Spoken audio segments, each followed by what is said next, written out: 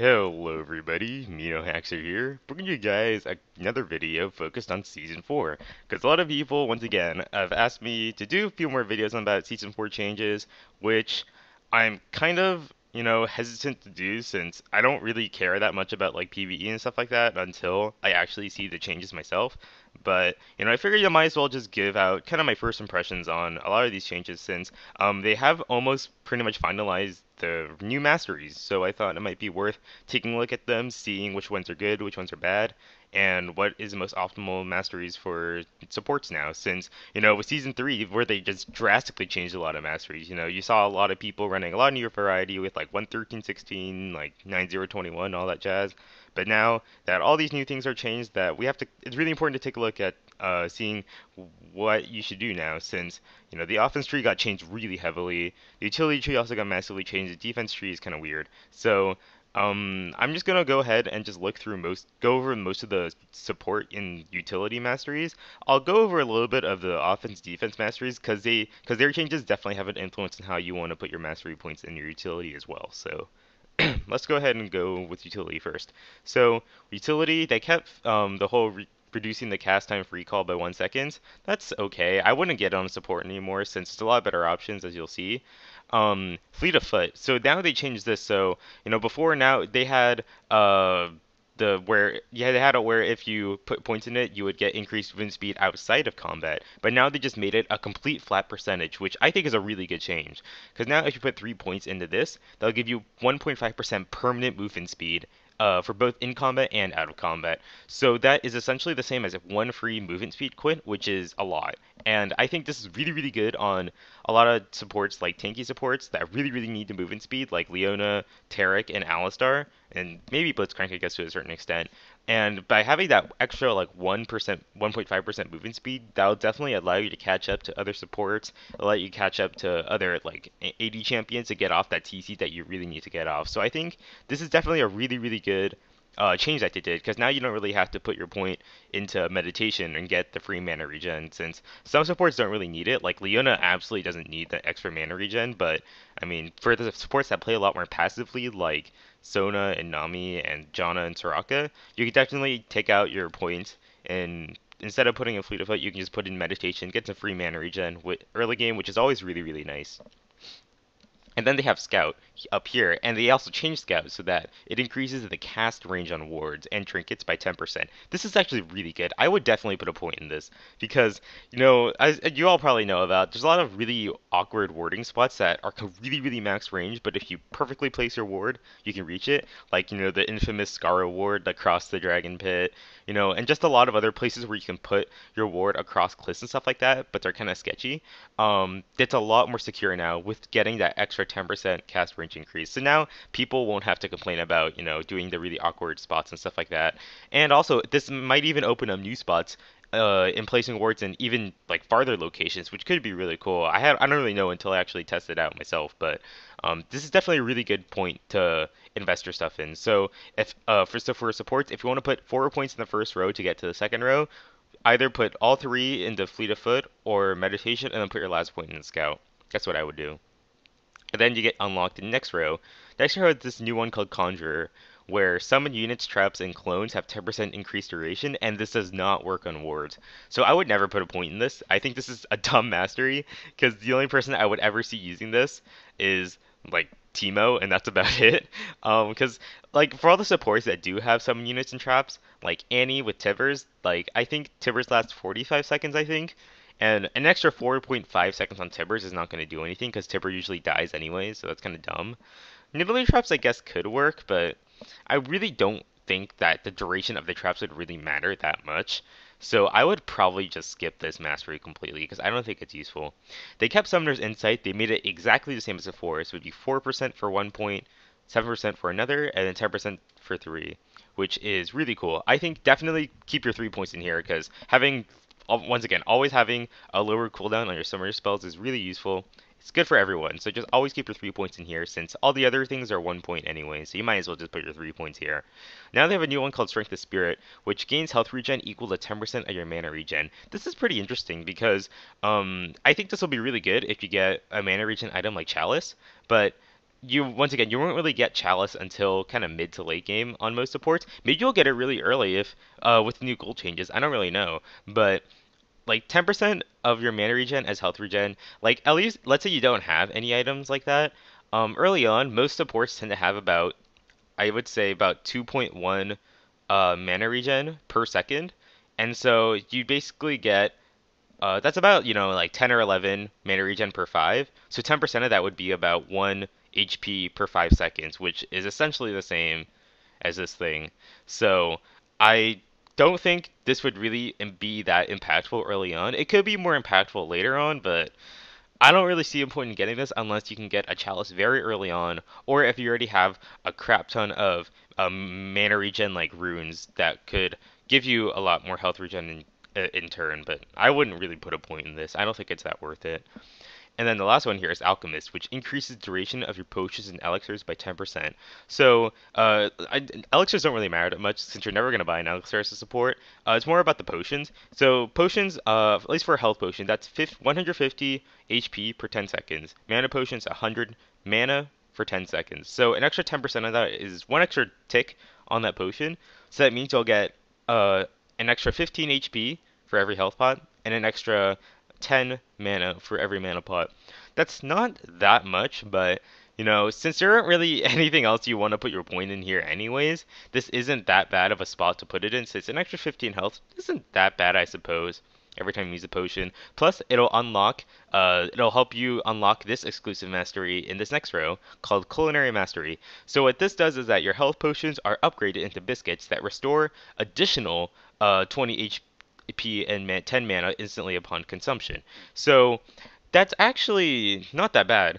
An extra 20 HP and 10 mana instantly is actually really good for trades because with these two masteries combined, that means you get every time you chuck a health pot, you get an extra 30 health.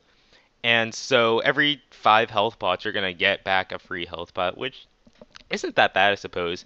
But I definitely think the additional 20 HP and 10 mana, like instantly, will definitely be very impactful. Because I mean, a lot of trades, at least when I have to trade a lot right now, I barely win a lot of trades with maybe like 30 or 20 HP every single time. And so getting that extra like chunk of HP, whether it be from that extra tick on the health pot or that extra additional boost in 20 HP, could definitely be really helpful. I think I would definitely probably keep a point in this because once again, you'll see that the other masteries here are not that great. Um, you have vampirism here. It's really dumb. I don't think you should ever get this. 1% lifesteal and 1% spell vamp is not that good on anybody except for like Rise, I guess. I don't really know. Runic Affinity is also here again. It's the exact same thing as before. 20% is the same thing as about 30 seconds. I don't care. Don't get this because you're not gonna get the buffs anyway as support. And then you have greed here once again. So they actually changed greed up a tiny bit. So now there's only a maximum of 3 points you can put in here, but you still get zero point 0.5 gold for every point. So that's 1.5 gold every 10 seconds, which is obviously pretty good. It's free gold. You might as well just take it since getting this is definitely helpful for getting gold generation throughout the entire game. So that's always good to put your 3 points in here. And then see, so putting your points in your greed and in this culinary mastery will give you the 4 points you need to move on to the next row. So this next row, you have wealth once again, except they changed it. So now there's only 1 point, but you get your starting gold by 40, which is actually really good. Because what happens is that because now you know how like they changed the starting items so that you have to choose one of the gold generating items in the beginning.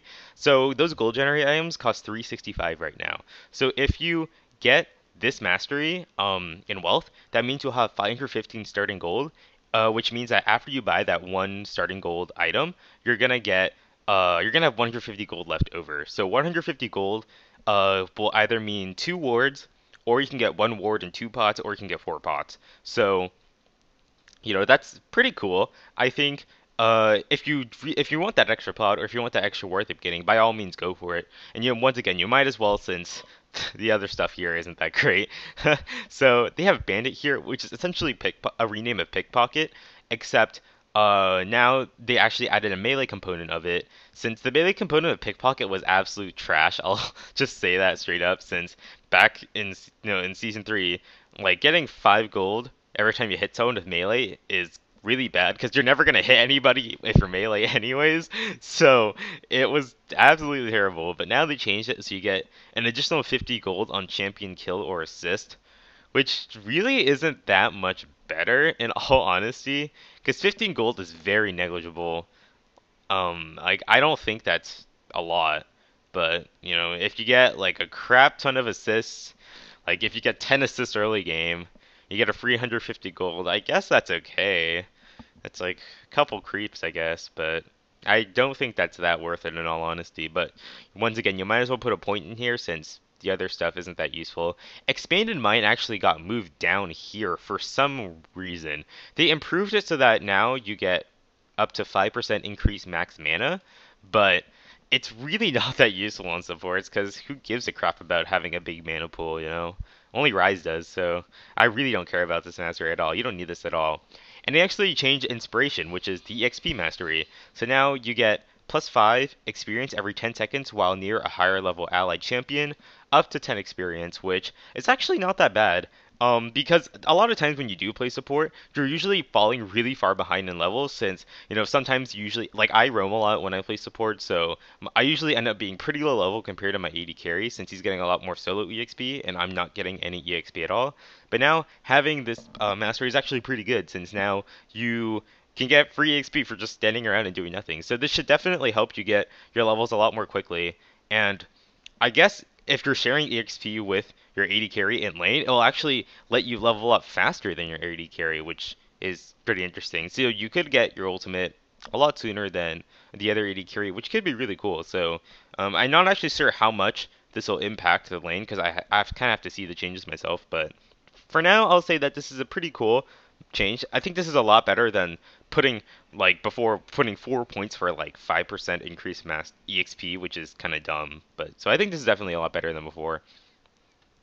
And now, with these 4 points, you get access to this row. You have Scavenger, which is plus 1 gold each time an ally kills a nearby lane minion, which is essentially the same thing as the Philosopher's Pebble, because the Philosopher's Pebble is, I think, 2 gold every time your ally kills something. But now, you put an extra point in here, you get an extra 1 gold. It's really not that much, but, it's a 1 point wonder kind of thing, so I suppose it's okay since, realistically, 80 carries usually get about 80 CS at 10 minutes, so that's an extra 80 gold, which I guess that's not that bad. I mean, I wouldn't complain that much about it. So, yeah, that's okay. And then intelligence is they actually combined the cooldown reduction mastery from last season and the item cooldown reduction from season 3 as well. So they're all like together in one bundle, so it's up so it's maximum 5% CDR and reduce the cooldown of activated items by 10%, which is pretty cool. So 5% CDR is less than before, but still, like getting 5% CDR is like always nice. Plus, you also get the activated item cooldown by 10%, which could be really useful since now that supports are probably going to get a lot more activated items like, Shrelia's Banner of Command, all that jazz. Like, you can definitely make use of the activated item cooldown, which could be pretty cool. That especially be pretty useful on Banner of Command, I imagine. So that's awesome. I think that's really good. You should definitely put your points in here. And then putting all 20 points in here will finally give you access to the best utility point, which is Wanderer, which is what was up here, but they swapped them. So now you get 5% increased movement speed outside of combat, which for 1 point is actually not that bad. That'll definitely help a lot if you get boots of mobility, which is definitely a very common item on most supports nowadays. So I definitely think that would be pretty cool. Like, I think that would be awesome to get a free point like that. So that's pretty nice combined with, getting Fleet of Foot to get 6.5% movement speed outside of combat. God, so you're going to be running so fast with boost mobility. That's going to be insane. So I think that's an okay point for the 21th point in the utility. So overall, I wouldn't say the utility tree got a lot stronger. The changes are definitely a lot more interesting, especially for the first row up here, because now you don't have to put. Now you actually have to make a decision on whether or not you want to get free movement speed or mana regen. But overall, I think this is probably like how you want to put your points in general for most supports. Like you either put your 3 in here or 3 in here and just follow exactly what I did down here. That's how you usually want to spend your 21 in utility for season 4. But now let's go ahead and briefly go over the offense tree, I think is probably really important because they changed the offense tree pretty drastically. So now, going because before 9021 is really great since you can get the early magic pen. Well, the armor and magic pen got combined and it's all the way down here, which sucks a lot. Since now you have to invest a lot of points in the offense to get that magic pen, which is really strong early on. And so, like, I don't even know if it's really worth going that deep now, but I'll show you the first kind of couple rows that are most relevant to supports. I'm not really gonna care about like most of the rows for like 80 and attack speed and all that crap because you're never going to need it anyways. So they have the CDR mastery back again, but they actually increased it now to 1.25 per point.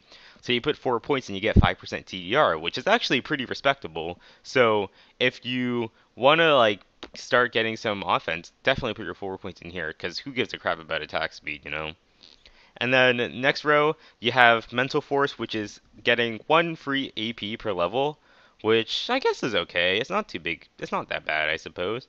And you can also put a point here in Double-Edged Sword, which will let you deal an additional 1.5 damage, but you also take in 1.5 damage, which isn't that bad, I suppose. I mean, you might as well put your point in here, unless you really don't like taking an additional 1.5% damage, which really isn't that much. If you're gonna be going a little bit more offensive anyways, you might as well put your point in here to deal just a little bit more damage. And then now, instead of the magic pen that would be here, you have just flat AP, which kind of sucks, in all honesty. So, like, because now, like, you have to keep putting in more points if you want to get down to this magic pen.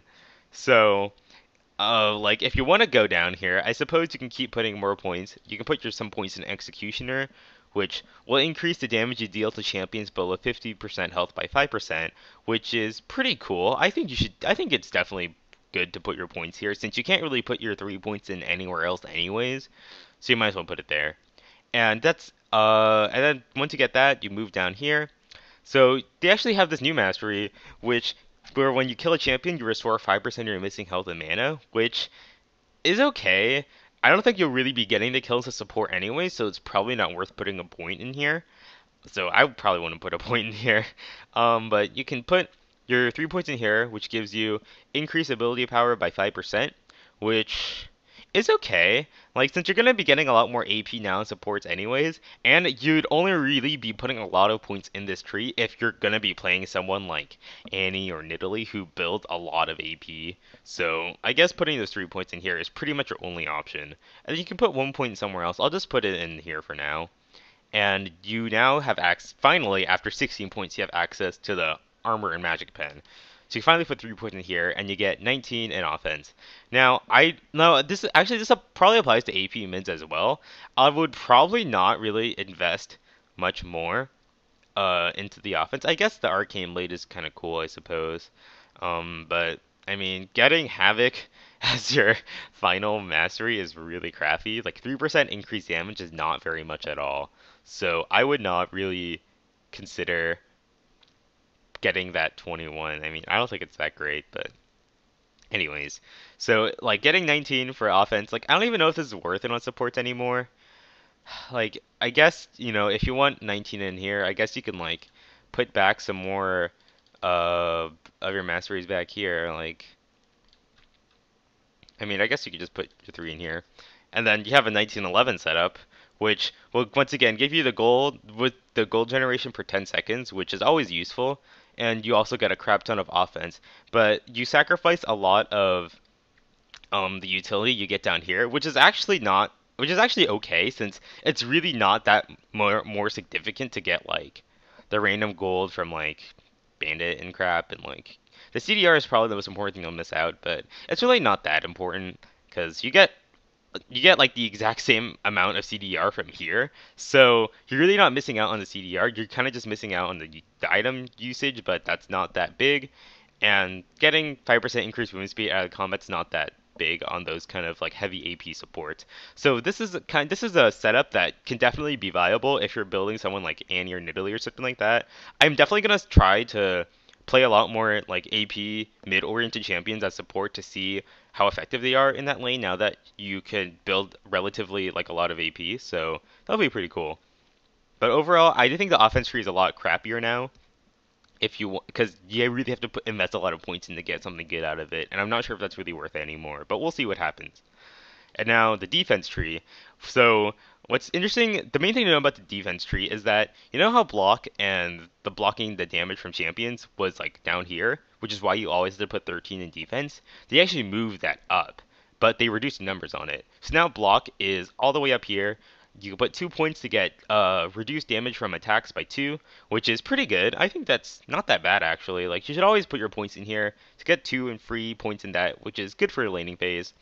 And then they have, once again, they have like kind of that recovery, like mastery to get health regen per 5, which is really not that useful at all. But you might have to put your points in here anyway, since the other stuff is not that useful. Like this is for junglers because you get reduced damage from monsters, which is not relevant at all. And then here's enchanted armor, which increases your bonus armor and magic resistance by 2.5% up to 5%. So note that this is bonus armor and magic resistance. So this is not taking into account like your normal like 40 or 50 armor you'll generally have as tanky supports early on. So I would really only put my 2 points into this mastery if I was playing Leona because you get, like so much free armor and MR when you pop your W. Now that they also have the AP, the AP scaling as well. So that's definitely the only support champion I would ever put these 2 points in. But these 2 points can be pretty cool. But otherwise, I would probably just put my 2 points in recovery since you can't really put your points in anything else anyways. So you might as well put it here. And then now you have Unyielding, which is essentially just a 1 point wonder. That's the same thing as here. But for melee, reduce all incoming damage from champions by 2, which is pretty cool. Range, it reduces it by 1, but it's still a nice point to put in here anyways, since, over time, it'll definitely negate a lot of damage, which could be really helpful. And then you also have Veteran Scars down here. So you have to put 3 points in here to get 36 health, which kind of sucks a lot because they nerf Veteran Scars by quite a bit. But this is really the only option you have to get into the next tree, so you're really kind of forced to do that, which is, I guess, is fine. And then you get Juggernaut right here, which is 3% maximum health for 1 point. Definitely put a point in this. That's actually really good. For a 1 point wonder, that's excellent. And then now you can kind of, you can have 9 here into defense and that's it, and then put your like once again put your 21 all the way back here, uh, which is actually not that bad, I suppose. If you want like a more like if you want to keep all your utility but still have a little bit more defense, like you can definitely have this 9 set up, and that should be perfectly fine for most supports in general. Like if you're like playing more of a tanky support, but you still really, really want the utility here, which I'm not really sure why. You could definitely have the 0921 setup, which can be very helpful. But you could definitely invest a few more points into the defense tree because they actually have like the hardiness and resistance masteries down here. So they're, I believe, the exact same numbers as before. So you could just put a few points in here in this row since there isn't really much else you want to put your points in. You have this new one called Oppression, which reduces damage taken by 3% that have impaired movement, which I don't think is that useful in all honesty, because how can you really damage someone if you're stunned anyways? Like, I don't think it's that helpful. I'd probably rather just take the extra armor and MR early on, because at least in the laning phase, that'll definitely be a lot more helpful. So, uh, when you have access to this row, you have this Perseverance down here, which is 1% of your missing health every 5 seconds. So if you put 3 points in here, get 3% of your missing health every 5 seconds. So that basically means that every 33 HP you're missing, you're going to get 1 health per 5 seconds, which is the same thing as up here. So every 100 health, you're going to be getting about 3, which is, that's an okay amount, I suppose. Like, I think that's not that bad, considering that these other stuff aren't that great. And you have Swiftness, which is a 1 point wonder, reduces the effectiveness of slows by 10%. I don't think it's that great. I mean, I don't think it's going to be that big of a deal to reduce the effectiveness of slows by 10%. It's probably, it's probably better to just put one of your points into like these. Like if you put your 3 points in armor into your hardiness, you get access to reinforced armor, which reduces damage taken by crits by 10%, which is a lot late game. Early game, not that much.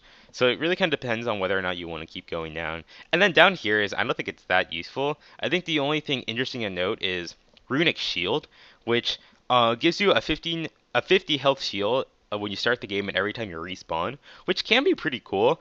I don't think you get it every time you go back to base, but every time you respawn is not that bad, I suppose, if you're like suiciding a lot and um like getting a lot of like making a lot of plays by diving and dying. Like getting a free 50 HP shield could be pretty useful for trades, but eh, I don't know if it's that particularly useful. I guess for 1 point it's not that bad. So it's probably more relevant to other lanes, not really support, I think. And then there's another new mastery which increases healing by 10% when below 25% HP, which I don't think is that useful unless you're playing someone like Soraka or something like that. So I would probably not put a point in this at all. And then they have Legendary Guardian, which is that mastery that you get bonus armor for every nearby champion. So you could put a lot of points in here, but eh. I mean, four armor and 2 mag resistance for every nearby champion.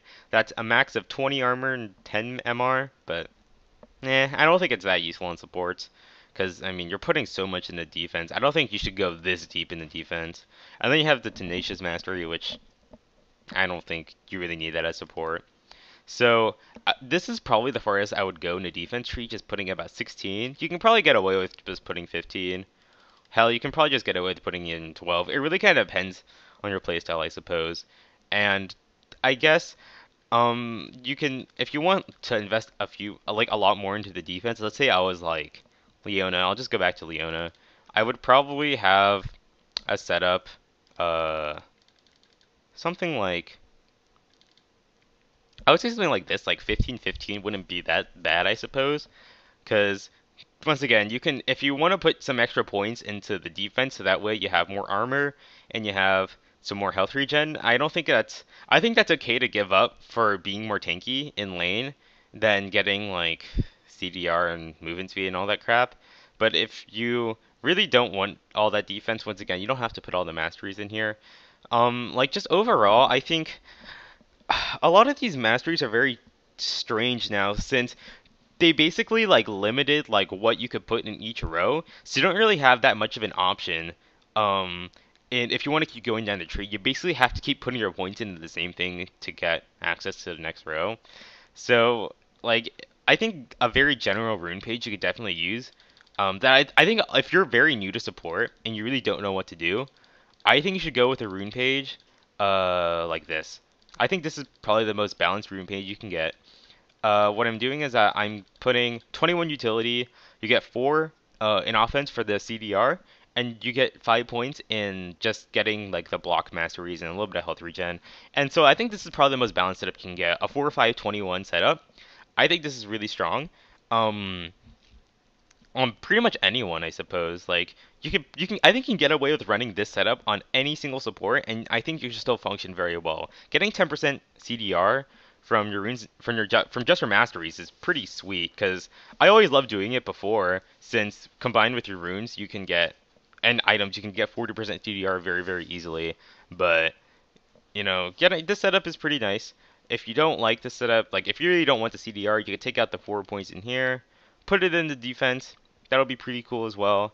Or if you really don't want the utility, you can just scrap some of the utility down here and then move it into some defense. So once again, it's really up to you. You have a lot more freedom, and I really don't want to make I don't really don't want to be too insistent on some kind of mastery setup since I really have to kind of test these out myself. But these are just my first impressions. So let me know what you guys think about these masteries, since this is a very interesting change, and this is definitely going to change a lot of things about how you want to set up your runes as well, and generally like the playstyle of many supports. So this will be really cool. I definitely have to see how this will work in conjunction with the items and stuff like that. But for now, leave a comment letting me know what kind of setups you think will be interesting on supports, and hopefully Season 4 will be really cool as people say it is. So see you guys later.